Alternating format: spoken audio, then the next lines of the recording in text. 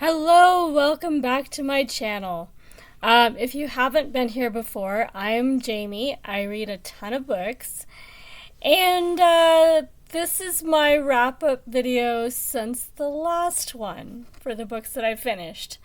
I've been working on some short books, so my stack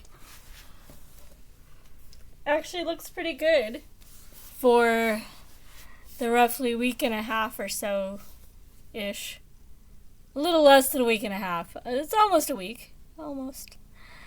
Since the last video. So. It is Thanksgiving night in the United States as I'm recording this. Which explains some of why I haven't made a video for a little bit again. It's been a busy week. Yeah, so finally making a video, and there will be another video tonight. I was thinking about doing this one and the nonfiction recommendations for this weekend's nonfiction. I don't remember what we're calling it. I'll get it for the next video. But our nonfiction weekend for Netgalley November. So if you are doing Netgalley November and have not checked out the nonfiction arcs that are available and want to read some nonfiction arcs, I read a lot of it. So I have some that I'm currently reading that I'm looking forward to. I will talk a little bit about the ones that are not available to request anymore. But I'll also talk about ones that have not archived yet. And be aware with Netgalley, as always, and I'll talk about this in the next video as well, that in Netgalley, quite a few of the nonfiction arcs, especially in history, I've noticed, are not available to request. They're available to make a wish for. And that goes to the publisher, and they decide whether to grant you access to the book. And I don't know what that looks like on their end, like why they do that instead of just making it available to request. Probably something with pricing or something like that. But it does mean that you have to make a wish for it. Don't be afraid to do that. You do actually get granted wishes more often than at least I had assumed when I started. That was something I avoided because, I'm a new Netgalley user and they're not going to grant my wish because I'm too new and my stats are bad or whatever. No, just if you want it, put in the wish and let them say no if they're going to. Quite often they don't say no. Just be sure you want it because you will probably get it and then you have to read it. So, but I'll talk more about that when I talk about Netgalley arcs in the next video. This one is about what I finished. So I'm going to go through the print books first and show you what I've got in my stack. I believe when I made my last video, if I remember correctly, I was still finishing up The Little Drummer Girl. Should have been that I was finishing up the little Drummer Girl because I only just finished it like 3 days ago. So I finished it. Here it is in print. And I kind of immersion read it. I had the audiobook and I would read chapters in the book and then listen and go back and forth.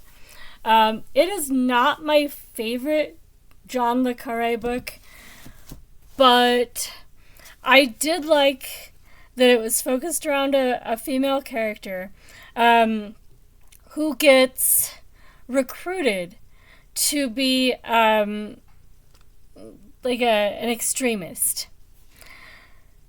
And she's recruited by a suave young man who she falls in love with, and she's really doing all of what she does for love for this dude. And even after she figures out that maybe it doesn't mean as much for him as it does for her, she still loves him, and so she's still all in. It was an interesting book.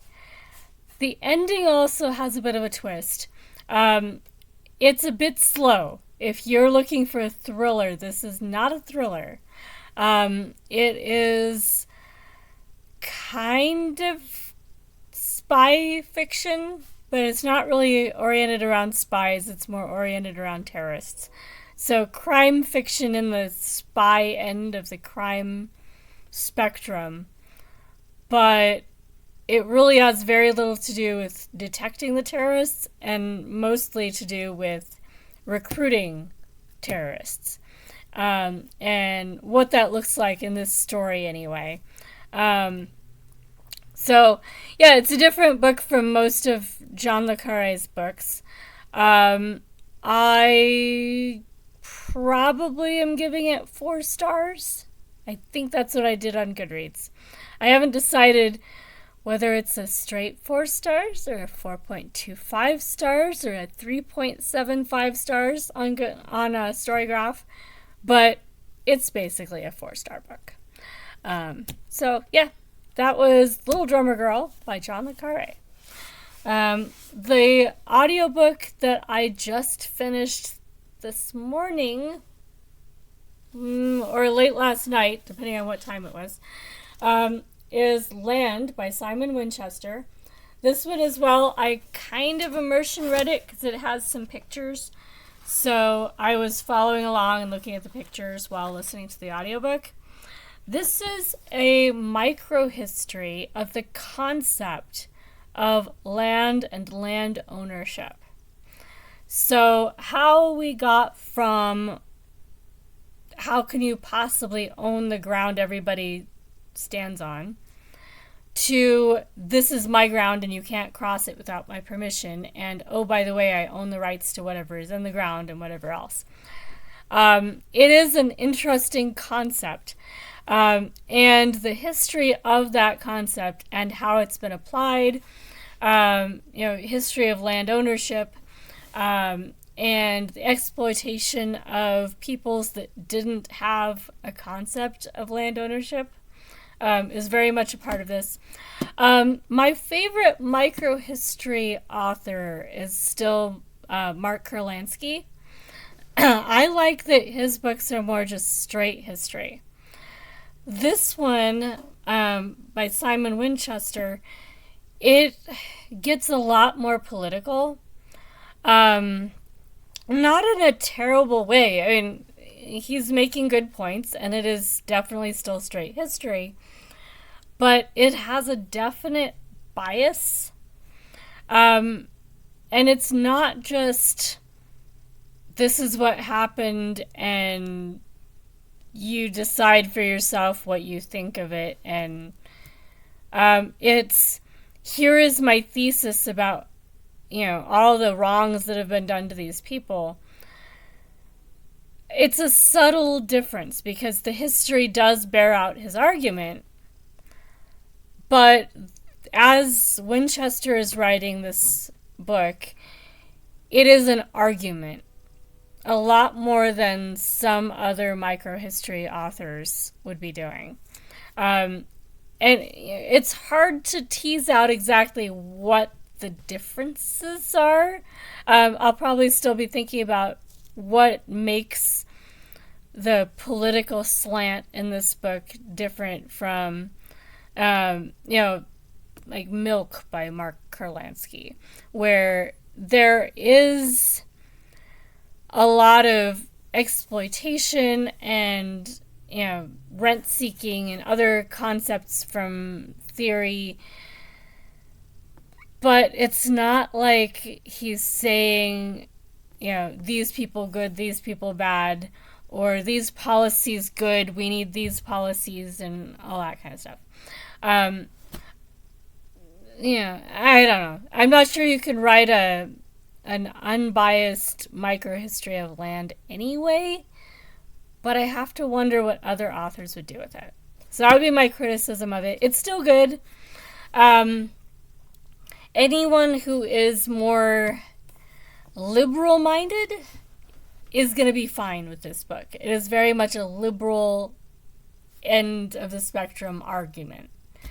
The facts stand by themselves anyway. It's not like he's made up anything.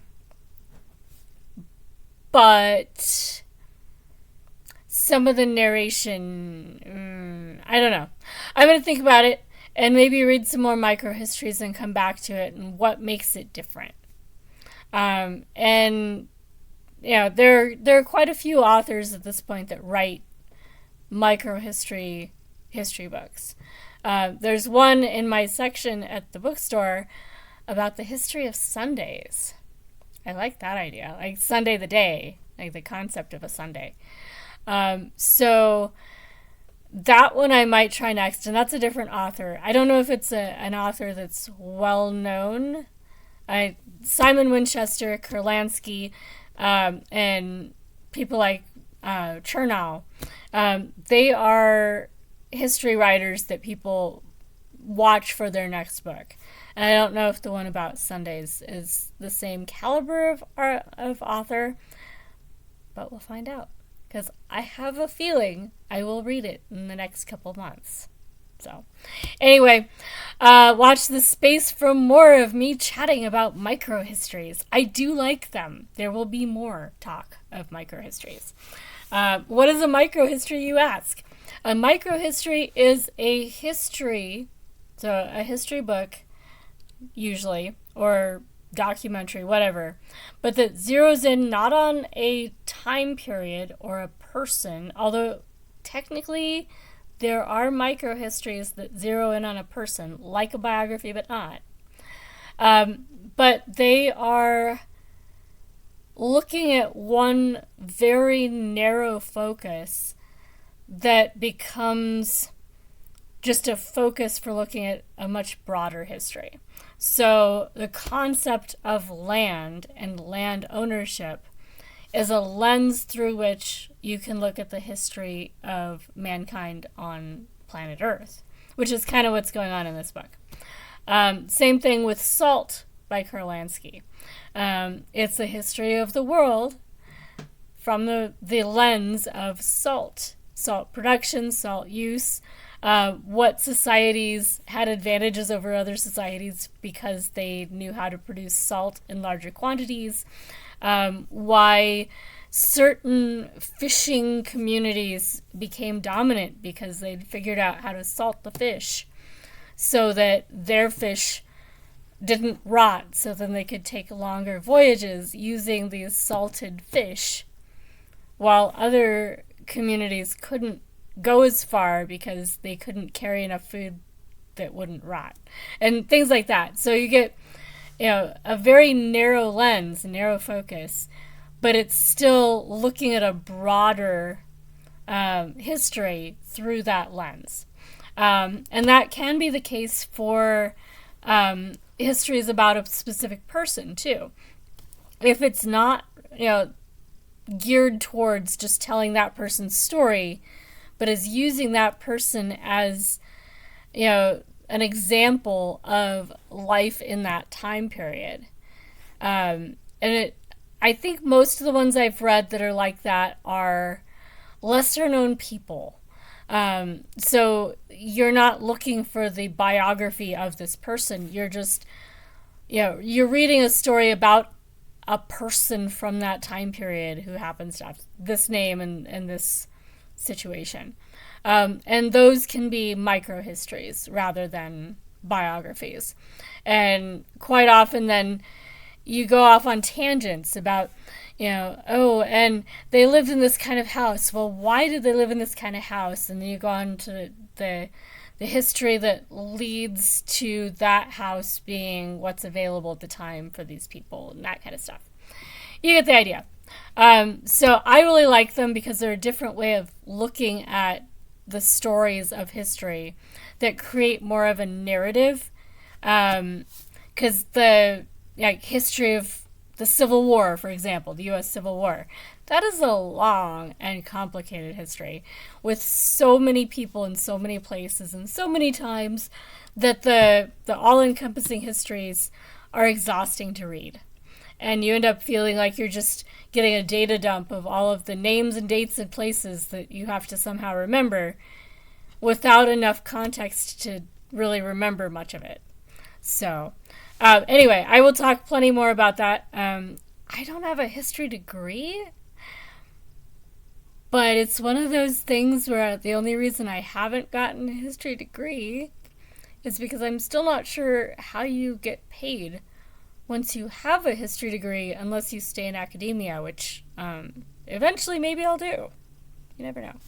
But in the meantime, if you did not already know, I work as a volunteer in a Friends of the Library bookstore, and my sections include history and the crime novels from before 2000.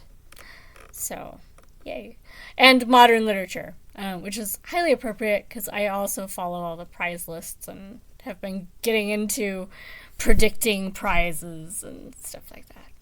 So, anyway, moving on to the next book. And I will be holding on to this one until I have some better idea of why I feel as I do about it.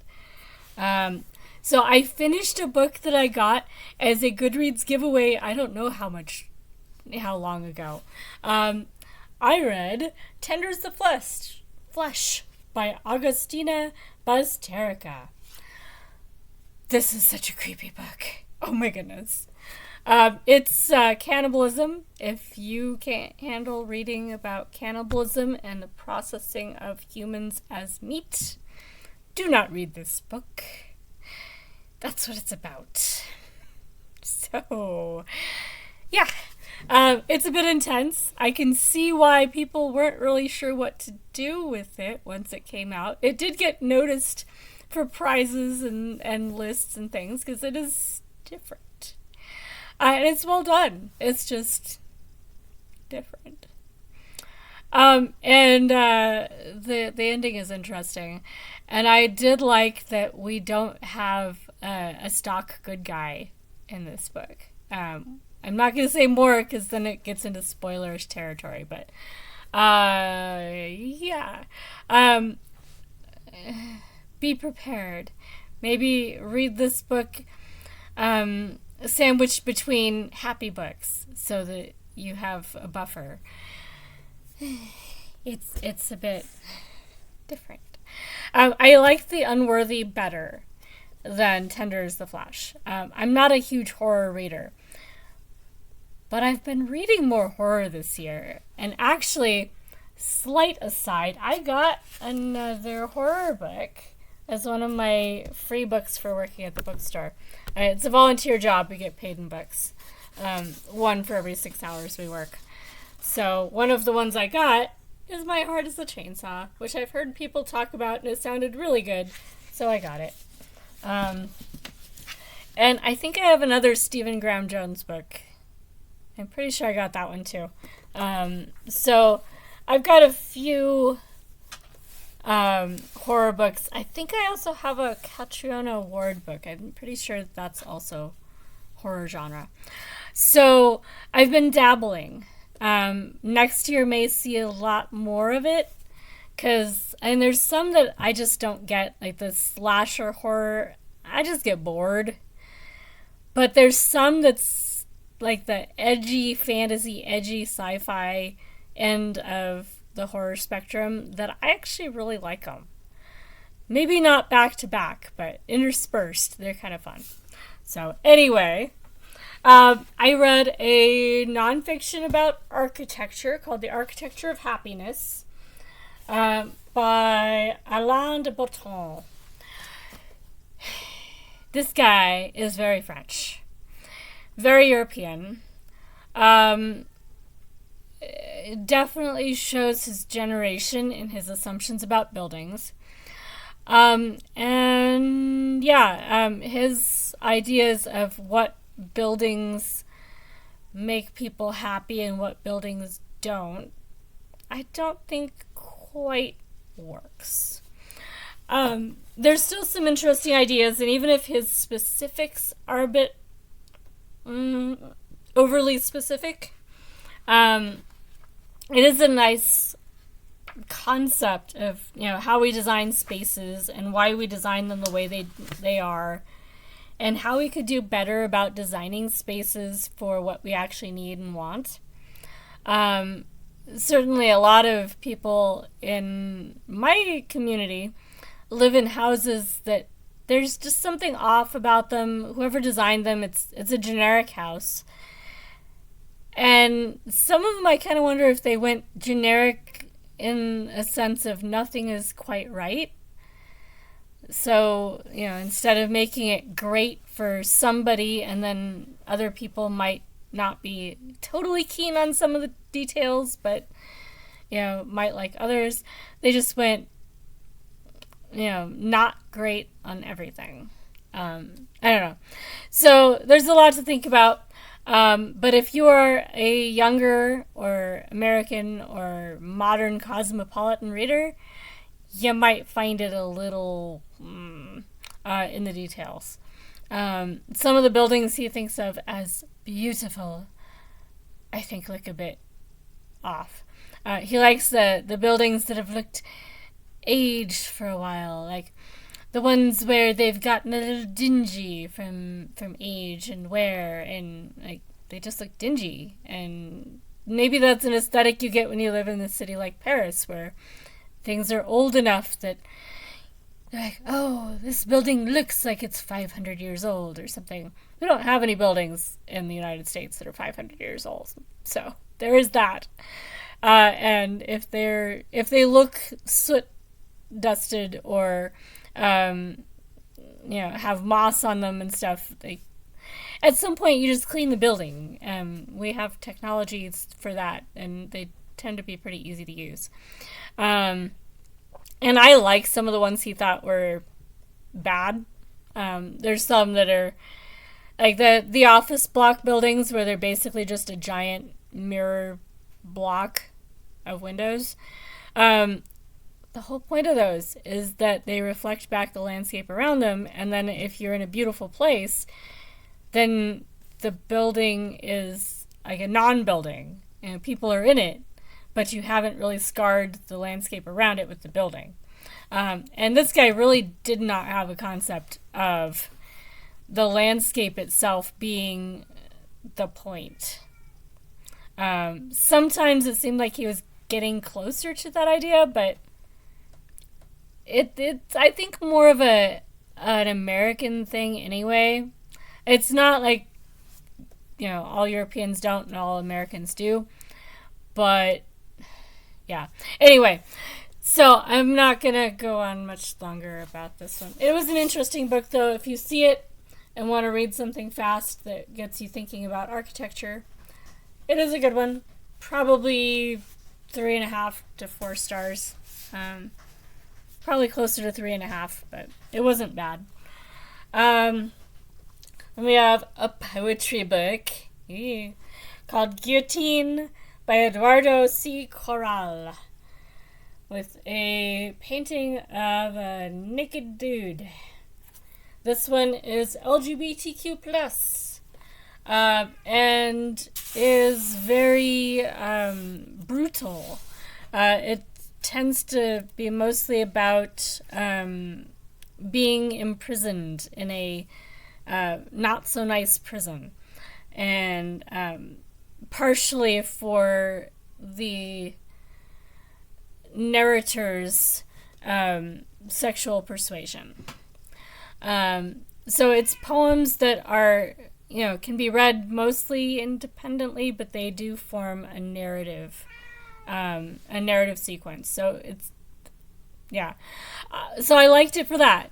You guys, if you've been watching me for a while, know that I'm not a huge poetry person, but I appreciated that there was a story, even if it was not a nice story.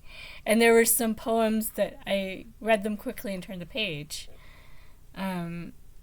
It was okay. And there were some that were kind of fun visually. Not really things you read line by line. But I did a printmaking degree of sorts. As one of the things I studied in school. So I appreciated this one. it accompanies the very short poem, but it's, I think, just a list of names of victims from this space. But, like they're scrawled on a wall. So I liked that. Because I got into like using text as art in printmaking for a while. So I appreciate some of the stuff that Eduardo C. Corral is doing. Still not a fan of poetry, but it was okay. And then I read A Door to the Forest by John Swan. Do I remember anything of this book? Yes, and it was really boring. So this one wasn't really a narrative that I could pick up on. These poems represent years of long search for a native music that can handle the world I know, with its threatened people and its more nocturnal, if equally threatened, places and animals. Which I kind of got the vibe from the poems, so it did that. But this is more the kind of poetry that I'm not into. It's not a story, it's just vibes. So I was bored. Some of the lines were kind of pretty if I was looking for something to top a chapter in a book I was writing or something. But I will be passing it on, actually both of them, to a sibling that actually reads poetry. As well as this one, Auto Epitaph by Reinaldo Arenas. This one was good. I gave it 4 stars, despite my not liking poetry. And my sister also read this one that doesn't like poetry and gave it 4 stars. So that's pretty high praise. 2 of us that don't read poetry liked this book. It also has some narrative sequencing in the poems. He has a lot to say. It's well said. There are a lot of really pretty lines, really nice use of language. And this book is a dual language book. I'll show it to you again so you can see what you're looking for if you want to find it. So it has the same poems in English and then in their original Spanish. So you could read either one or both. It's really good. Yeah. So that was probably my favorite so far of my making myself read poetry experiment. My least favorite is this one. This is the poet on the cover. I appreciate that she went to the trouble of actually publishing her poetry. If people don't do this, then we lose some of the voices that are really great poets because they self-edit themselves out of the published world. So I'm not going to say don't publish your poetry, but I did not appreciate this poetry. However, if you know people that like the greeting card style poems that are just cute, and you might get a little chuckle, but they're not really deep or worth quoting in books and stuff. And you might actually quote some of the lines in here for that matter, because it's a lot more like what people actually might say. So maybe it's even more applicable to real life. So there's probably people that would be like, oh, it's amazing. I'm sure there are. This is called In One Door and Out the Other. It's by Anne Allison Leach. She is an elderly lady. Probably was an elderly lady at this point. I don't know if she's still around. She is local to where I'm at, and wrote this book while she was in a poetry club at her nursing home where she lived. And this is about life in a nursing home from the perspective of an older lady living in one. So it is a nice like own voices sort of thing. I'm not the demographic for it. They're not very good. But yeah.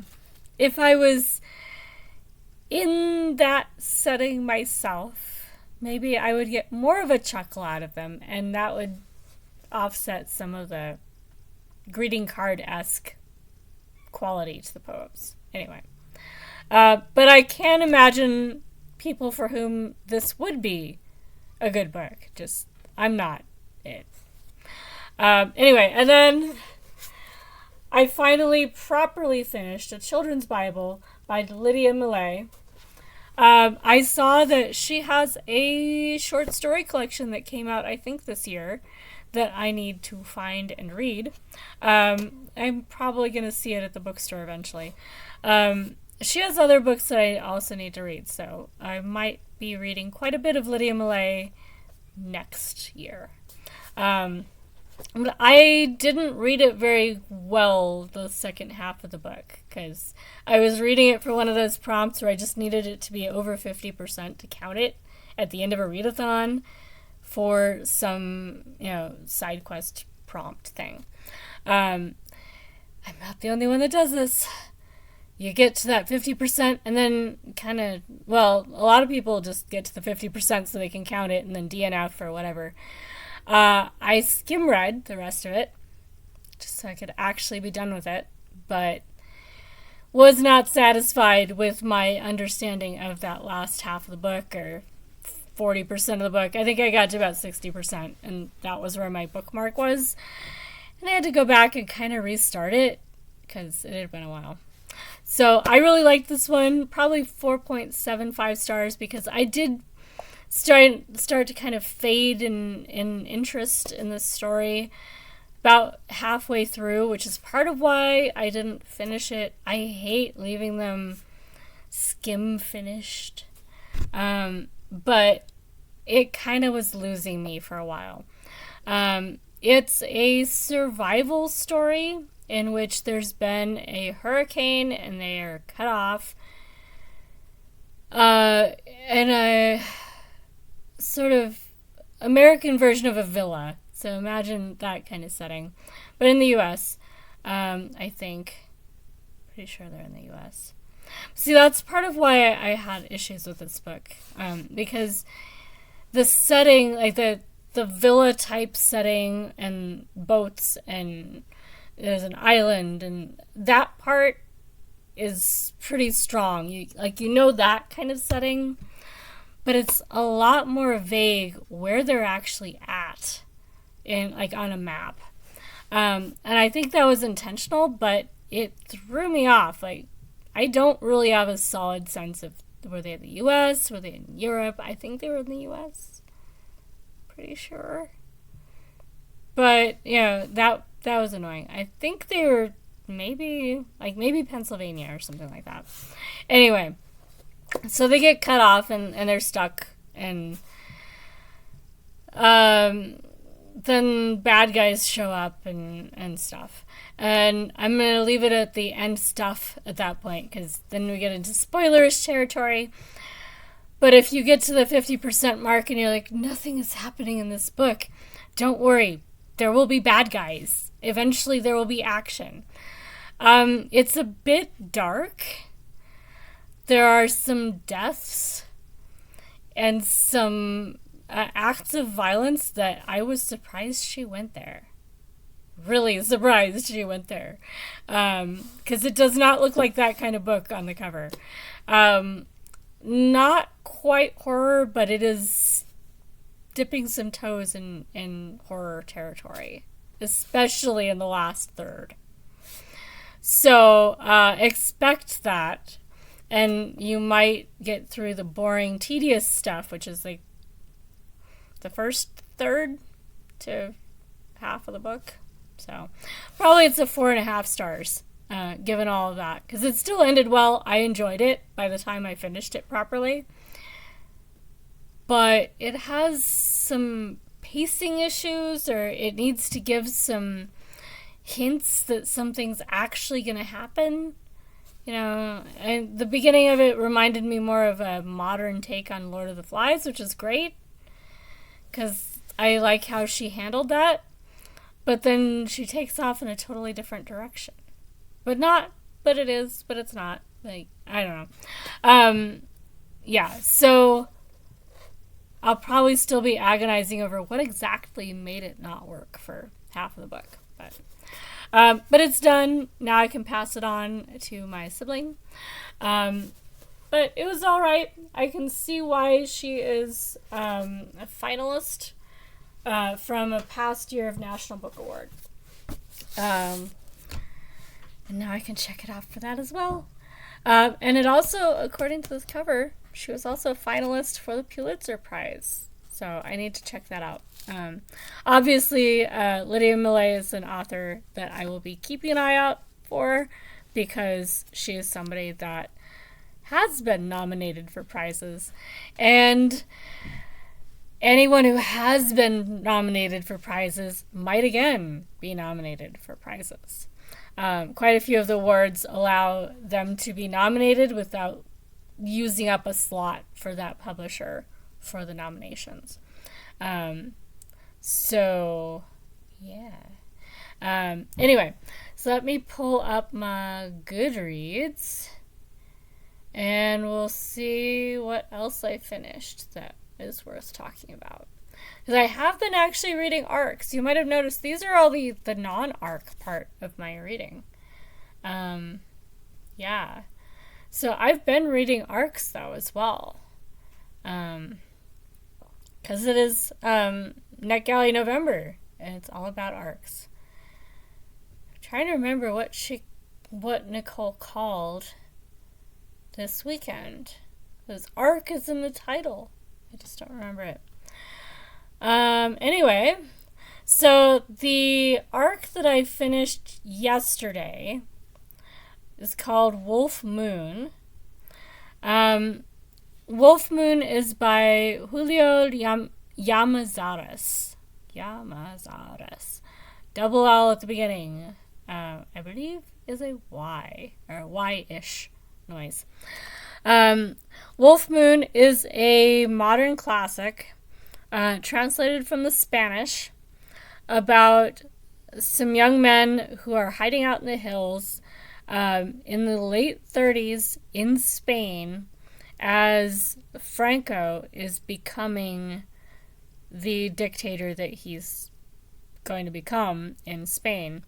And in the first part of the book, Franco is not won yet, but he's certainly doing well enough that it's concerning. But it's not to a point where the people that are backing the existing government are obviously the losing party and bad guys according to the official narrative yet. And in that first part, there's still an expectation that other countries are not going to allow this to happen. That other countries will step in and help Spain to overthrow this rebellion that Franco led to take over Spain. And of course, Germany backs Franco, and they win. So, then you have the second half of the book, and things aren't looking so good. And all of this is not really spoilerish, because anybody who reads history knows that the Spanish Civil War ended badly unless you were pro-Franco. And then Franco and his regime suppressed so much of what was developing as culture everywhere else that's part of why when you go looking for classic Spanish fiction, from Spain, Spanish, this is something I was discovering earlier this year. I was looking for some books about Spain by Spanish authors that just hadn't been translated. And there are some, but not a lot compared to other countries that are similar in size and population.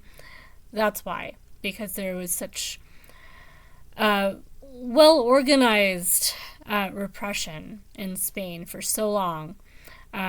There's diaspora, people from Spain that escaped and are writing from outside Spain, but there's not a lot of literature that I know of yet that came out of that era in Spain.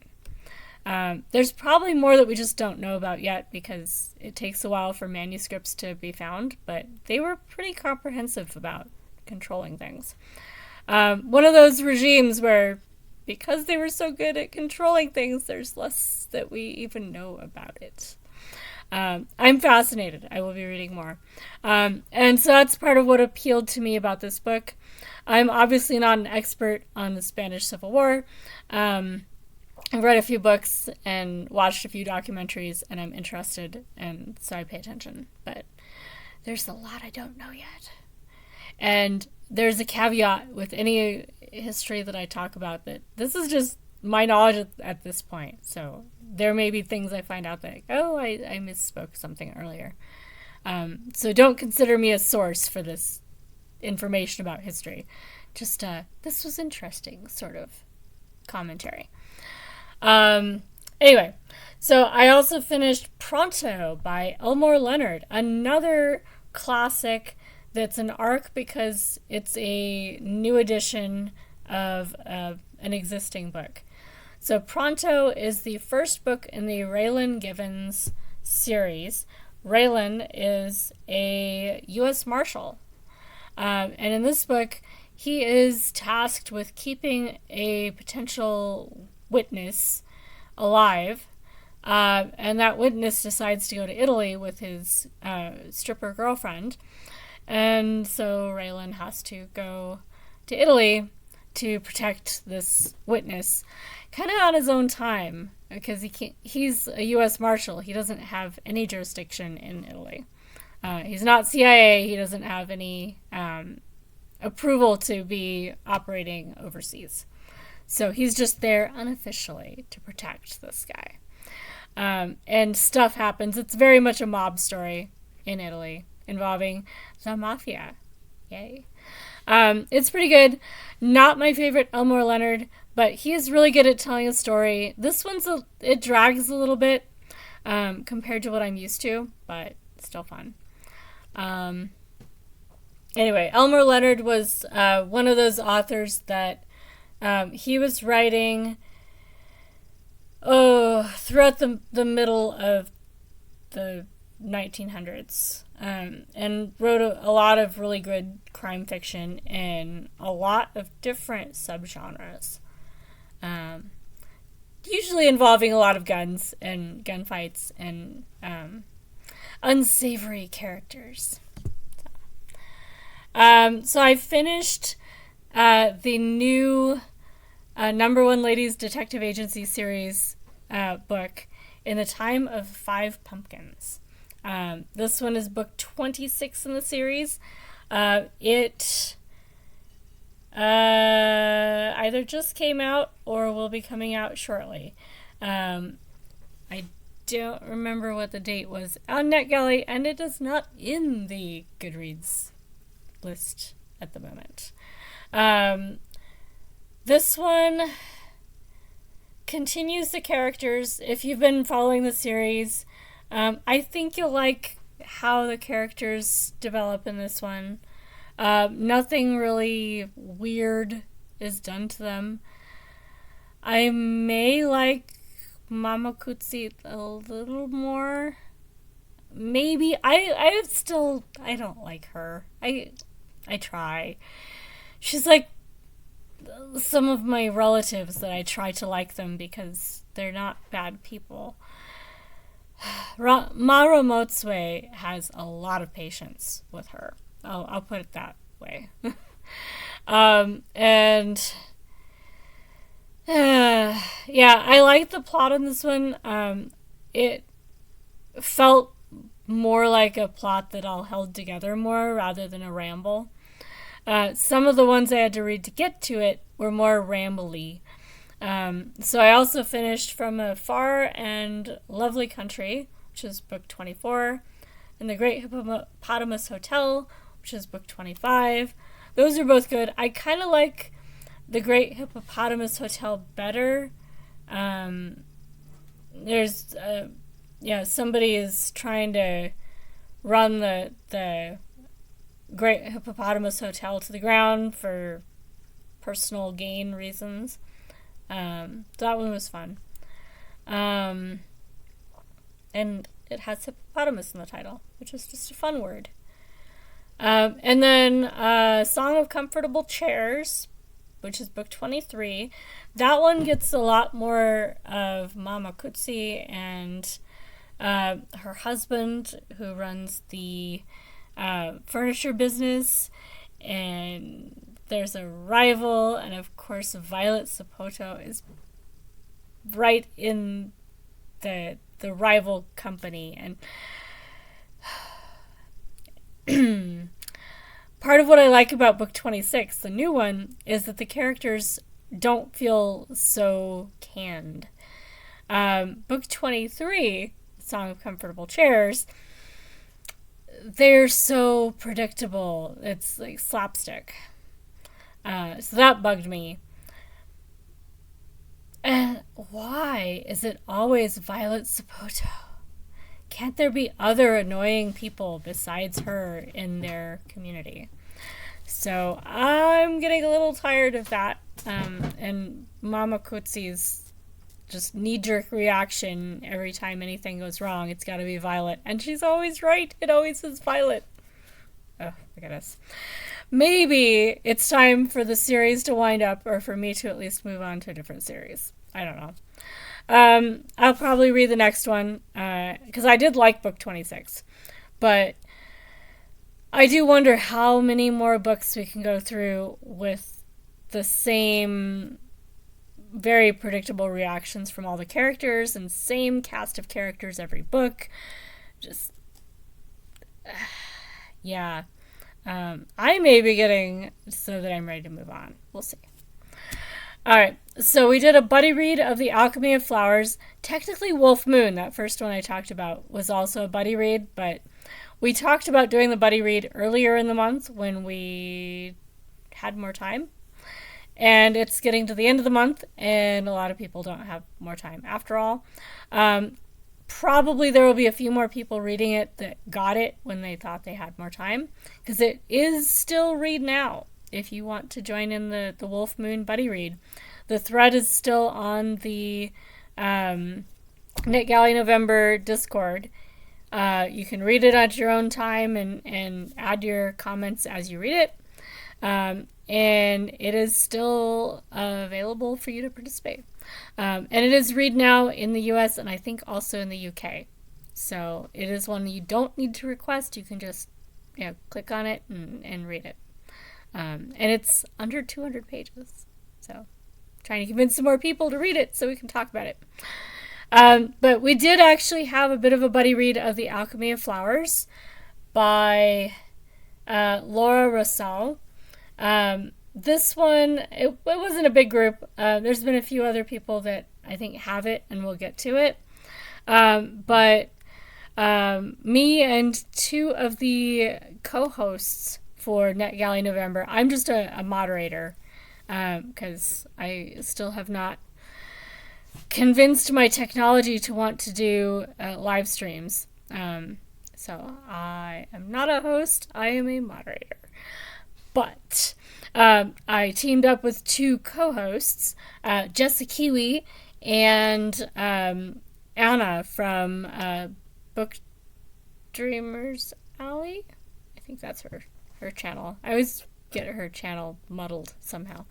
But we did a buddy read, and we all three of us actually read and finished The Alchemy of Flowers in the expected time. Like, that never happens. So that was pretty cool. And we all had similar comments on it. I won't go into a lot of the comments because they are in the buddy read thread for this one on Discord. If you are interested in reading it and didn't join in yet, as with Wolf Moon, you can read it and add your comments to that channel on the Discord. We'd love to see what you think of it. We are using the spoiler marks for the buddy reads, so you can, open up the covered up text as you're ready to read it, and not get spoiled for parts of the book as you're, putting your comments in. So if you don't know how to do spoilers, just ask somebody on there, and And there's several places where people have shown how to do that. It's 2 straight lines and then 2 straight lines at the end. Anyway, so Alchemy of Flowers for me was a 3-star book. It had a lot of promise, but for me, it was trying to do too much and didn't commit in a way that made it annoying. So, yeah. In a nutshell, there's a lot more commentary from the 3 of us on that channel on Discord. I finished Small Boat by Vincent Delacroix. This one is only 122 pages according to Goodreads. It really was short.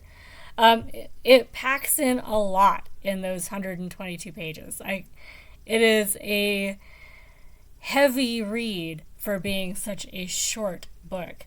This one was on a long list. I don't think on a short list, but might have been on a short list as well.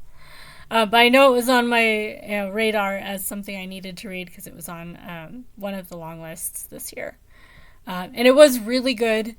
It's about illegal immigrants crossing from Calais to the UK. And crossing jurisdiction from France to the UK, midwater, and there's a problem with their boat and it sinks, and who is responsible, and who's really responsible for them drowning and all this stuff. So it's really good for discussing all of those issues about illegal immigration and personal responsibility and societal responsibility. And as I said, there's a lot in this short book. It's well done. I can definitely see why it was nominated. So yeah, if you haven't read it yet and were thinking about it, it is good. It is heavy, but not in a way where you leave the book too depressed to have made it worth reading. There are some where it's just like, why did I read this? Why did I do this to myself? This one's good. It leaves you with a lot of things to think about, but in a good way. Yeah. So I finished Case Study in Empathy by Arseniy Moskvichov. And it was okay. I think I was reading this during my last update because I remember trying to say it for a video. But it is sci-fi involving a weird dystopian future where I guess actually their society is kind of a natural progression from what happens to get it there. And it's as creepy and weird and unsettling as the Tender is the Flesh book, but not in a cannibal way. But still, it was interesting, and I enjoyed it. I gave it 5 stars. So if you are considering it, if you read sci-fi arcs, I actually enjoyed this one. It's 335 pages on Goodreads. It reads pretty fast. So yeah, that one I'm looking forward to seeing what other people think of it. I finished Henry VIII's Controversial Aunt Honor Lyle. And this one I finished just before I started Small Boat. So that one was fun because both are set in Calais. So Honor Lyle and her husband were stationed in Calais as the UK representatives for that part of what's now France, but was at the time part of Britain. So I went from that book with Calais in the old days, and there's a lot of talk about what Calais was like at the time, to then Calais in modern day with a rescue agency radio person dealing with this boat in distress. And she's in Calais dealing with that. So that was kind of fun. So, yeah. And then we get to things that I know I talked about in my previous video, Prairie Valkyries Don't Canter by Cecil Homer, which was 4 stars, and The Birds by Tarjei Vesas, which was a 5-star book.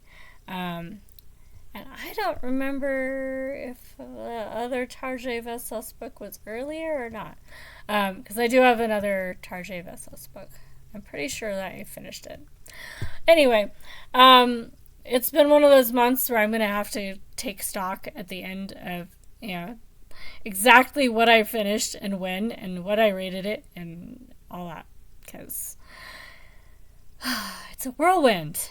And with holidays and everything else mixed in. But it's been a good week or so of reading. Obviously, I finished a lot of things, so that was fantastic. I have not logged all of them in Goodreads, especially the poetry. So I don't know how many books I've actually finished at this point, according to Goodreads. But it's a lot. I've long since crossed the 400 mark. So probably like 430 at this point. With 30 some days left to go. We'll see. I am currently listening to Ready Player One, finally. So I'm enjoying it, and I'm getting stuff done while I listen to it, which is why I went for that instead of an arc. My arc at the moment is Seeking Home by Eva Richter, which is really good. I'm pretty sure that it has archives, so this is one to look for out in the wild as an actual book. It is a memoir about Eva Richter and her family. They are a Jewish family, non-practicing Jews, from Germany, I believe. But that are they from Germany? I think they're from Germany. But they left early enough that they weren't caught up in all the stuff going on. Yeah, because they were educated as physicians. And were able to finish their degrees just before they wouldn't have been able to. But they weren't able to find jobs in Germany. They went to China to one of the concessions, which are parts of Chinese cities that were assigned to different countries that were basically like an embassy in that they're not Chinese territory. They're as if they're in the country that concession belongs to, which was something that was forced on China during like the Opium Wars and stuff. Yeah, that's a fun, interesting part of history that I'm sure I will read books on and talk about way more than I need to. But in the meantime, we're in a concession, and they are working as physicians, both of them, and raising their child there. And then we hit World War II. Japan invades China, and bad things are happening, and Chiang Kai-shek and Mao Zedong's people are temporarily not fighting each other so that they can fight the Japanese. Japanese get defeated, and then the nationalists and the communists are once again fighting. So they go directly from World War II to diving back into Civil War. And meanwhile, the concessions were a cushy living for the people that live there. And now they're foreigners in a country that's increasingly anti-foreigner. So, meanwhile, they don't actually have citizenship in Germany because they're Jews, and there was actually an act that revoked citizenship for all Jews that had German citizenship. But they don't have citizenship anywhere else either. So it's an interesting spot to be in, and needing to evacuate from China ahead of the communists that are taking over China. And if you know anything about history, it only goes downhill from there in China for quite a while. So it's a good thing that they're getting out. At the moment, she's leaving China with her mother, just barely getting through before probably they're going to have a much harder time getting out. But her father can't leave because he is a Polish person originally. So his place of birth is in a place that is now Poland, and he can't leave. Whereas they, at least, are, they're in a category where they're allowed to be included in this program that allows them to go to the United States. He can't leave. So I have a feeling that's going to end badly for him. But we haven't gotten there yet. I have the last quarter of the book left to go. So it's an interesting one. It covers a part of history that a lot is going on all at once, and from an interesting perspective, well-researched and a well-told narrative of this woman's family's experience. So highly recommend if you like true stories from history. But I have crossed into the hour-long mark, so this is definitely long enough for an update. Maybe the next update will be shorter, because we only have a few days left in the month. We'll see. Anyway, stay tuned for another video on nonfiction arcs that I will be doing tonight as well. And let me know if you've read any of what I've talked about so far. If you are going to read any of them, if there's anything else that came to mind while you were listening to me talk about the books I read that, hey, did you read this? Or I think you'd love this, or that kind of thing. And I will talk to you guys in the next video, or see you guys in chats or someplace. But yeah, happy reading, everybody. Talk to you soon.